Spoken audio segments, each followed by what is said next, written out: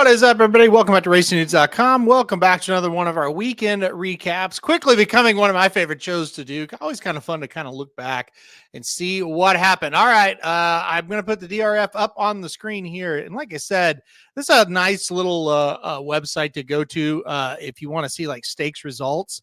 They have the buyers up there, in which I'm not a big believer in buyers really, but it is a talking point, you know, and it's something that we all, whether we're use them to handicap tremendously or not, we all like to talk about it with other speed figures as well. As I've went through, my years of this, I do confidently say that speed figures aren't that big of a deal. I used to think they were the only deal, but still it is a talking point. So I like to do that. And I'll be honest, I still like to go look at the buyers the next morning after big races. So just wanted to give that a shout out there, because I still do that. Definitely. All right, let's get to it though. And we're going to start with the Jim Dandy. And this was a fun race, right? It was only 5 horses, but it had, the 2 horses, that we really wanted to see throw down, and that was Sovereignty and Baeza. Very interesting here when you watch this race back. Sovereignty actually outbroke the other 4 horses. He was, ahead in front for a second maybe at the break there, because he outbroke everybody. And I was very curious to see if he could do what he did in the Belmont again in the Jim Dandy. And what I mean by that is, was very curious to see if he would sit closer to the pace like he did in the Belmont. And that's exactly what he did. Broke well.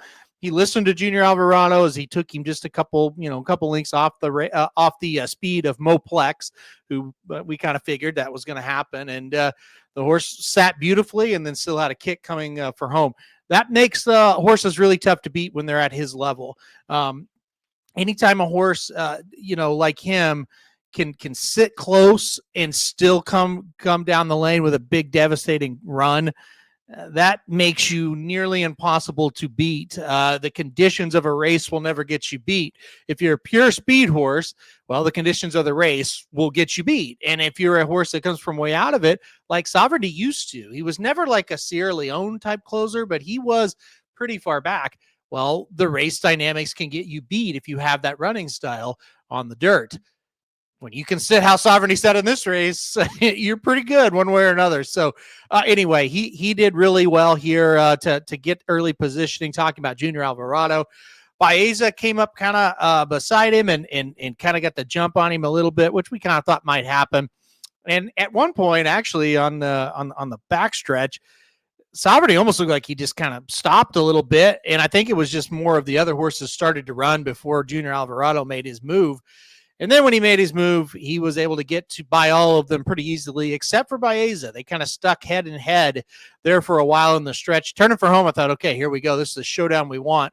Let's see if Sovereignty's, what kind of shape is he in? And let's see if Baeza's improved. And I think Baeza did improve a little bit in this effort, but he's not good enough to beat Sovereignty. And Sovereignty kind of did it fairly easily. He did get a couple of reminders. I watched the replay back, and it wasn't just a hand ride. He was showing him the whip a little bit. He did hit him once or twice, but once he kind of got him, into stride and kind of got him going, it was just a hand ride all the way to a wire. Very, very professional race from Sovereignty. 104 buyer speed figure for him, 103 for Baeza. And an exciting race, and they turned for home. It's like, okay, this is the race we wanted to see. And I get that people kind of wanted to play, Moplex, thinking, hey, the pace could set up well for him. And I understand that it's gambling. You want to take shots. But I mean, for me in this race, it was like, okay, it's these two. Let's see them throw down. Let's see what happens. And we did. So this race should set Sovereignty up beautifully for what he's going to do next in the Travers. I mean, I really don't know what that field will look like. I at this point, we don't really know if Baeza or Journalism are going to be there. I would guess no on Journalism, and I would probably say no on Baeza, but I'm not quite as confident saying that. But we don't know yet, but they're going to let it out a notch. That's the one. The second after the Kentucky Derby, Belmont was talking about winning the Travers. So that's the one they want him ready for the biggest effort of the summer. And based off what I saw in the Jim Dandy, I think it's a perfect race. He got the win, and I think they'll build off that, and he'll look pretty darn good. Belmont said 2 workouts will be the situation before the Travers. So 2 more workouts for Sovereignty and then running in the Travers. Baeza, good race. I think he'll go to the Pacific Classic next, if I had a guess. Maybe even the Shared Belief out at Del Mar.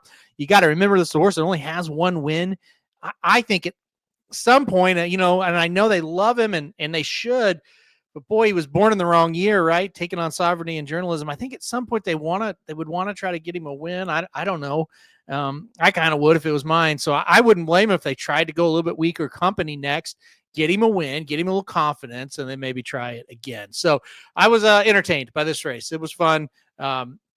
Sovereignty's last 3 races have just been just great. The Belmont was out of this world, and I think we're going to see a kind of Belmont-like effort in the Travers, if I had a guess. So that'll be a lot of fun. All right, let's go down here to the San Diego. We'll talk about it next, and it's Nisos who was able to get the job done here at Del Mar and the San Diego. This was just a effortless win here for Nisos. Miramati, the stablemate, breaks out in front. Nisos kind of gets the same trip as Sovereignty, as I would say. Just kind of stalk the pace and wait for the move. And it kind of makes me think that, kind of like what I've heard about Sovereignty, that he's a horse that really likes a target. Maybe Nisos kind of likes a target as well. He's a fast horse, but you watch some of his other races, he does not he's not headstrong for the lead. He kind of just gallops along there, and when it's time to run and they ask him, he does. And so that's what happened. I mean, he was on a loose rein. He was just jogging. And when they asked him to go, he went and got the leader and won the race. It was interesting, though, at the top of the stretch, I was like, Nisos doesn't have a whole lot of room here. He was behind Miramati. There were horses to his outside. Miramati just said, come on through. He took a little left there towards the rail, and Nisos was able to get right through. And I think it wouldn't have mattered anyway, but it's just kind of funny that the stablemate moved over for him. And but like I said, he was so much the best. I don't think it was going to matter. 102 buyer speed figure for Nisos, and he literally didn't get out of first gear. So, I think he's capable of running faster, obviously. 97 for Miramati. I think you got to give him a little credit.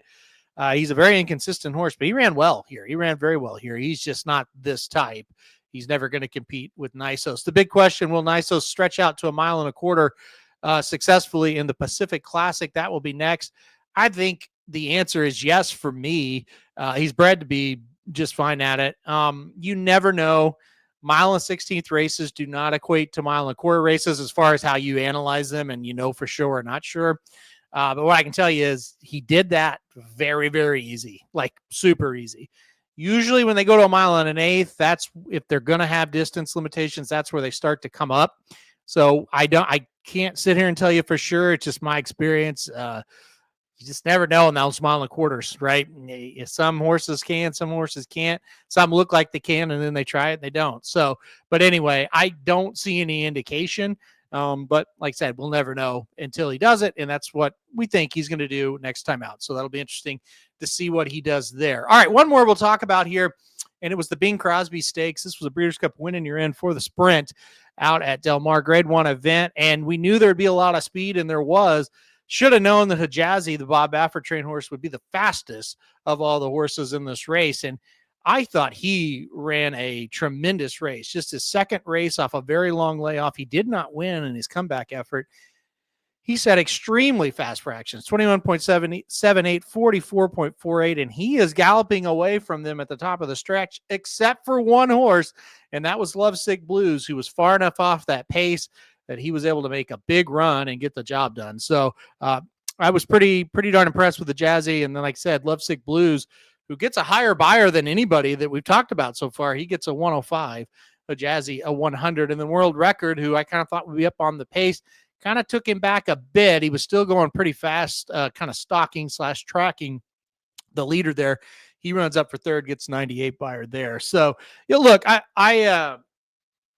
I definitely think a horse like Bookham Dano is kind of the clear-cut, horse in the sprint division right now. But, I do think that was a big effort from Lovesick Blues, one I didn't see coming. To be honest, I thought Dr. Venkman would sit a little bit further off the pace than he did, and he would be the one to kind of make that Lovesick Blues type of run. And then I really liked Crazy Mason, but he was so far back you couldn't see him at times. So he just got too far back. If you watch after the wire, Crazy Mason is way ahead. But What does that mean? Nothing. So anyway, good on Lovesick Blues and heading to the Breeders' Cup after that win. All right. One more thing I do want to mention. There was another triple-digit Beyer speed figure that happened at Santa Anita on Saturday, and that was the debut effort from Brant, the Bob Baffert trained 2-year-old worth $3 million. At least that's what they paid for him. He earns a 101 Beyer speed figure for his debut race. Made special weight, obviously, and going 5.5 furlongs. And the horse looked very good, looked like a monster. There's no doubt about that. So Brant, one to watch for Bob Baffert. Oh, we know it's early.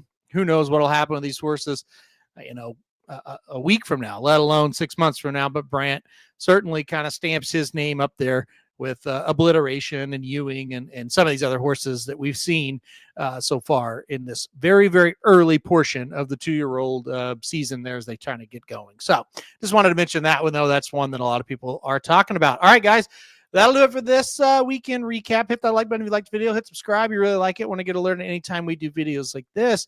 And most importantly, come back next week as we'll recap more action, including the Whitney from Saratoga.